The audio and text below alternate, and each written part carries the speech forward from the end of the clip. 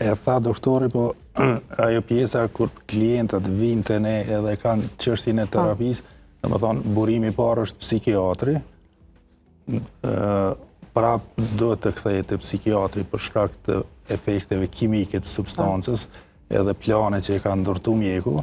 Në parim, psikologu nuk ndikon në terapi, por mund të qaset, sepse nëse klienti ka interesim, të punohet me pjesën psikologjike, të ndihmohet, po prapë që thash edhe në fillim, është e nevojshme komunikimi, ndërveprimi me psikiatër për me pa, sepse ka raste kur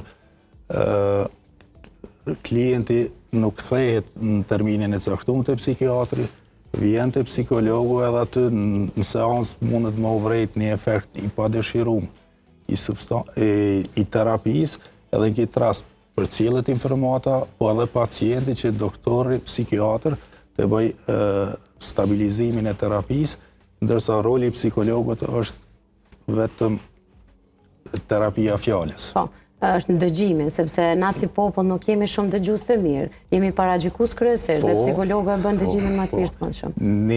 Një vlerë shumë e madhe e procesit terapisë, edhe që ndihmon edhe në krijimin e aleancës terapeutike është dëgjimi.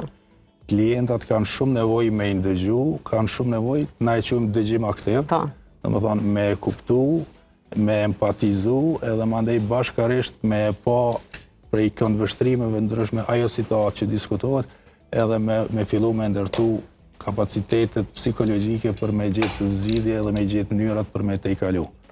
Dëgjimi aktiv është shumë i rëndësishëm, sidomos seancat e para. Në përvojë klinike kemi shumë shpesh takojmë klienta që kur te prezantojnë atë hallin e tyre edhe i dëgjojmë, e kanë atë ndjesinë se po njihen shumë mirë, e kanë atë ndjesinë sikur u shlirun, sepse na ndëgjoj dikush. Edhe nuk na gjykoj. Domethënë shumë e rëndësishme është ata mos me u ndi të gjykuar. Prandaj psikologu në këtë rast e pranon informatën, pa gjyku, ashtu si e jep klienti, provon me e pa natyrën e problemit, edhe procesi është një sinjal i mirë që ka me shku mbarë.